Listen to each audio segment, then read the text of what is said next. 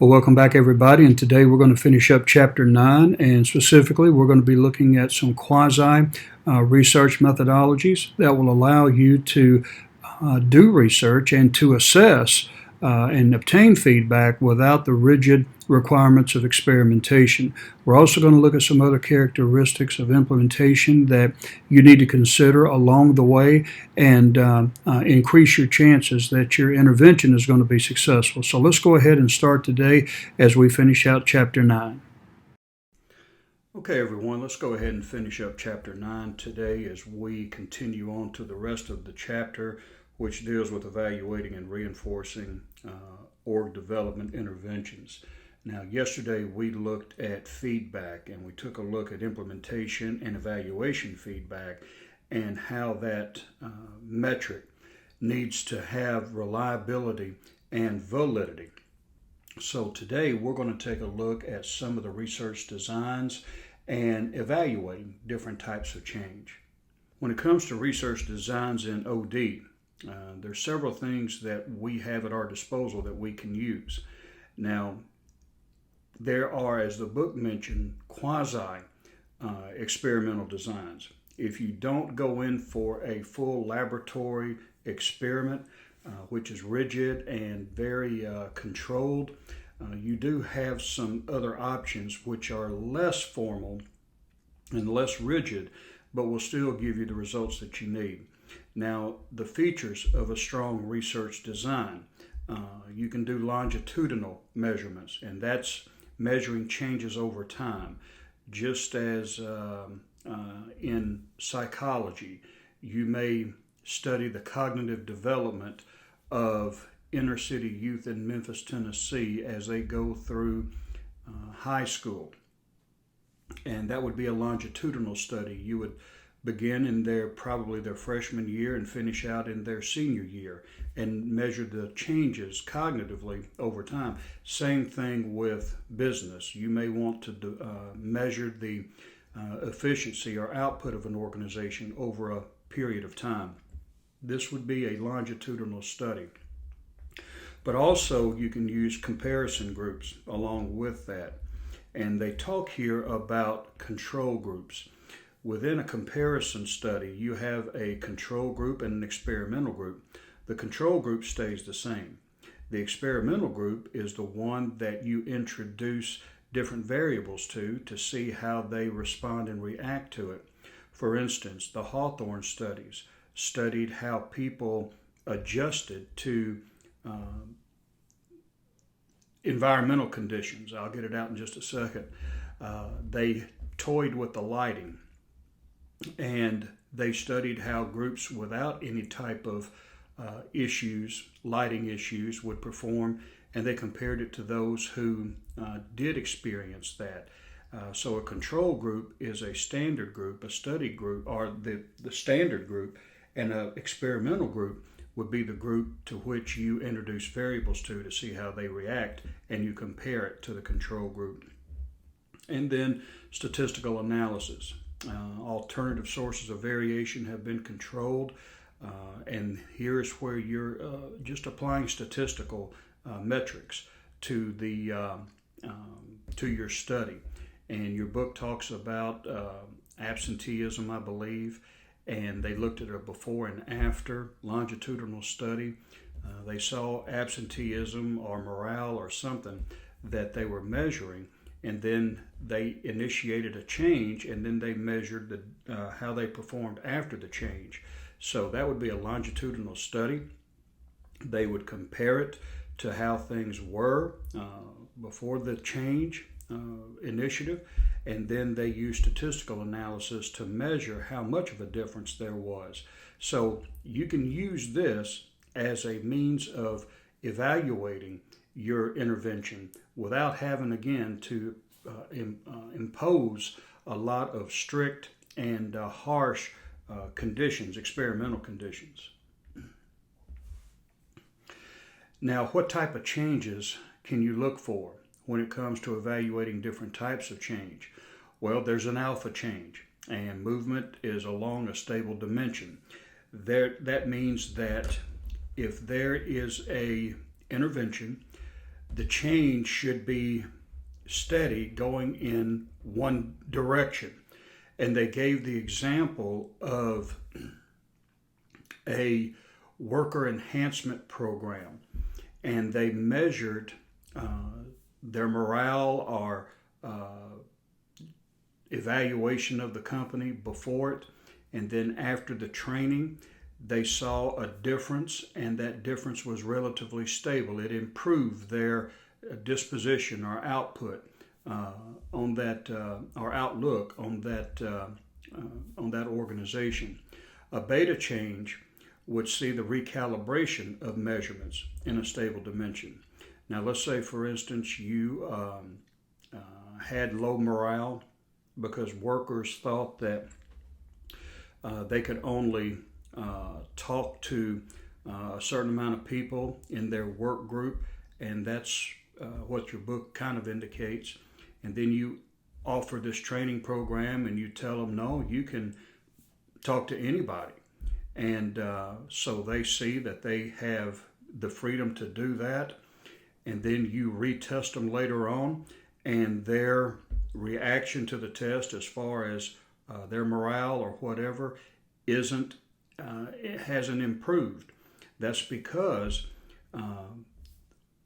what they have learned from the first change has given them the ability to know what's going on, so that the next test really wasn't that impactful to them. If you're going to ask them the same thing, then, well, yeah, we already knew that already. We can talk to anybody that we want to talk to. So my reaction on the intervention may not be as dramatic as it was when I was ignorant of what I could do, and the first change intervention revealed that to me. And then you have gamma change, and that's fundamental redefinition of a dimension. And let's say, for instance, you're going to the first test, you had attitudes towards work, and the workers didn't know they could talk to everybody, so that was one intervention, and they called it, I think, discretion. Well, what if they changed the meaning of discretion for another test? They used the same word, but instead of morale this time, they talked about worker output or productivity.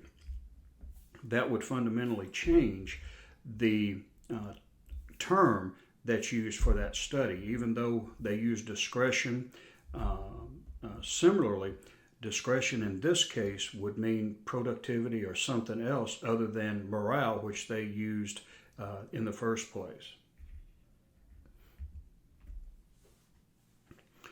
Now, within the reinforcement framework, we have different elements here, and we're going to take a look at those. We have organization characteristics, intervention characteristics, reinforcing processes, and indicators of reinforcement. So let's take a look at those.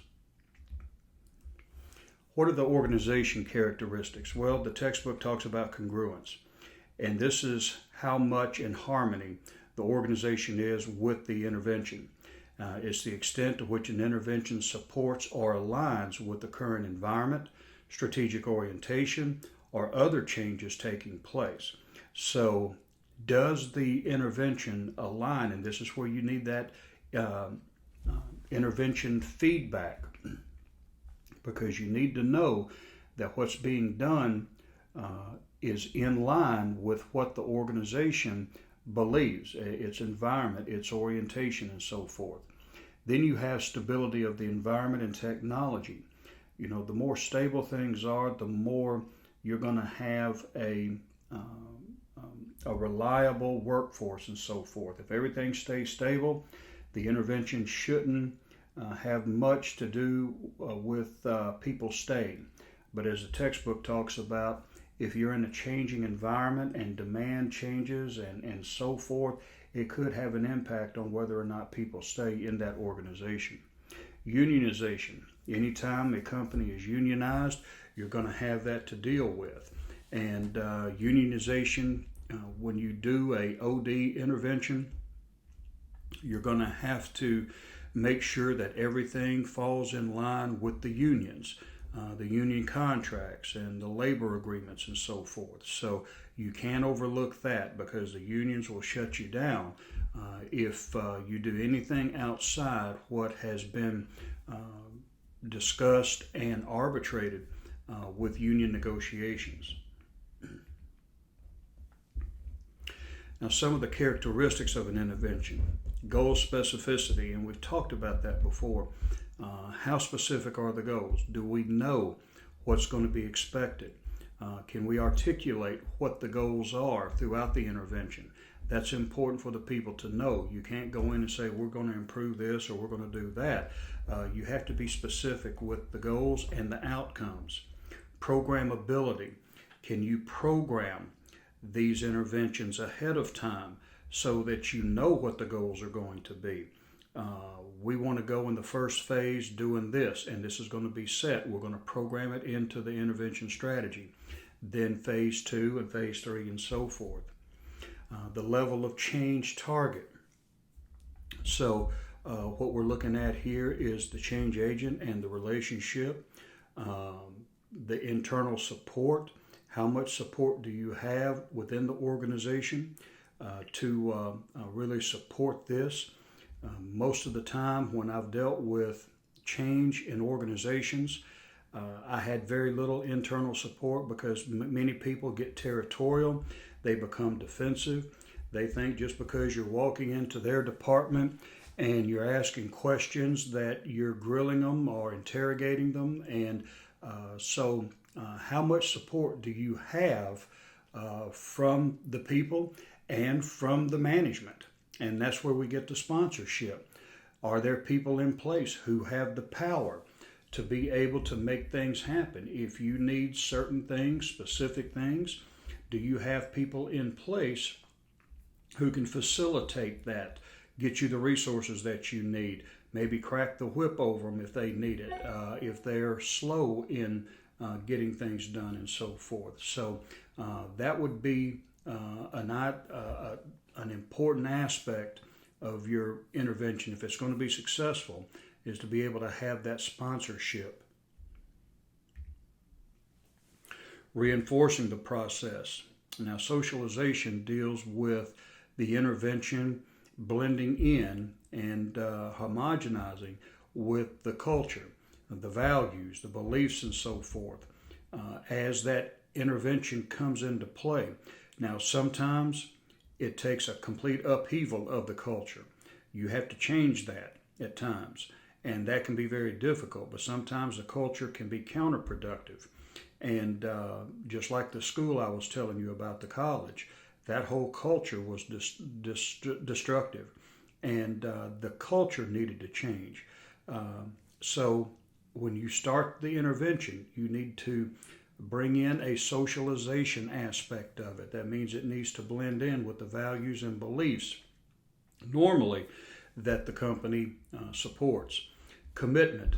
Once you have that, the people are going to hopefully be on board with it, and they are going to support it. And that's the level of commitment that you're looking for, complete support. Reward allocation. And of course, how are you going to reward? With that, you need to have the steps programmed into the intervention effort so that you'll know what to reward and what criteria upon which to reward. Diffusion. Does this intervention cross department lines? Can it diffuse throughout the organization? You're not just looking at one department, you're looking at going throughout the whole organization. Sensing and calibration means that you're able to sense what changes need to take place and make those little adjustments along the way. And that ability is crucial as well as you start to see through implementation feedback things that are going well, but we need to tweak this or we need to alter that a little bit. These are the things that are going to help you sense changes that need to take place, and as a result of that, you can be better equipped to adjust and make sure that your intervention is going about smoothly. And the indicators of reinforcement, we have knowledge, and that's really just knowing, being transparent, performance. There needs to be performance indicators. But going back to knowledge, also the people need to be knowledgeable about what's expected and what to do as far as what's going to be expected of them. And the company, on the other part, I don't think the textbook mentions this much, but the company needs to impart knowledge as far as being communicating with the people and so forth. Performance are those indices that you're going to create that should be programmed into the intervention so that people will know what to do, and those are the expectations of them. Preferences are really the cultural and values things that you're going to be looking for and trying to homogenize in the intervention. Normative consensus is where the people are on board. There's usually a consensus in what we need to do before we go further. So that's a good goal to shoot for as you're moving along. And then value consensus. The values of the organization are aligned with the values of the intervention and what they are trying to accomplish and so forth. So you have within this whole framework a going back and forth between attaining what needs to be attained through your processes, through your strategy, but also you are trying to align the people as you go along. And in order to do that, you have to have the goals laid out. And that's going to be communicated at the very beginning, as we saw. As the goals are lined out, you hopefully can program those processes that will reach those goals from the very beginning. And the more you can outline the intervention step by step, and the more it's clarified and the more people know about it and have an understanding of what's expected, and that you're not trying to disrupt the whole shooting match, but that you're trying to align this change with their values as a company, then you're going to be more successful in that. No one wants to have anybody come in and say, okay, we're disrupting all of this and we're changing this starting tomorrow. With change comes fear, comes apprehension and uncertainty. These are things that you have to realize are just par for the course. It's natural to be kind of wary of the future and directions that you've never had to take before. And again, even though it's necessary, some people, if the change isn't handled or the intervention isn't handled appropriately, even though you've got everything outlined, you have the best intentions, the organization knows they need to change, they won't, and they will die on the vine, as we say, because of that. But again, if you follow these outlines, there's nothing really extraordinary about it. It's fairly straightforward. It's just a matter of communicating, setting goals and expectations, having a vision for the end, and bringing people along and measuring that progress as you go along. In fact, we see that in the Bible. We see with the building of the tabernacle, God gave the blueprints to Moses, and he gave us a way and a plan to be able to bring about that as the people were moving and making their way through the wilderness. We see God's plan, and we see, even though that there was knowledge of God's presence, even though they knew what was expected of them, and the goal was to reach the promised land, that's what God promised. Notice what happened to the Hebrews. They perished in the wilderness, at least that first generation, because they were so set on their ways that they wouldn't change. So just know that just as the Hebrews resisted, you may have that, but following these guidelines that we've shown you here can help reduce that resistance and apprehension and give you a greater likelihood or ability to see that the intervention and change initiative is successful.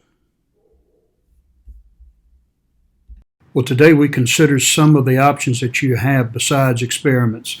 And those options that we use, surveys, questionnaires, and so forth, needs to be longitudinal in nature. We need to be able to have control groups and experimental groups. So we have several different things that we need to incorporate into it, along with statistical analysis. If we incorporate those things, we'll have a fairly comprehensive and accurate model of feedback and intervention knowledge as we move along, and again as we finish the intervention itself. We also took a look at some of the considerations that you have to make: socialization for one, buy-in, finding the right people and the powerful people who can make sure that your intervention goes along smoothly and you get the support that you need. There are a lot of considerations when you take a look at designing intervention programs. And these models and these concepts will only serve to help you in making sure that whatever you get involved in the line of this endeavor will make it successful. Well, God bless you. Have a good day, and we'll come back tomorrow.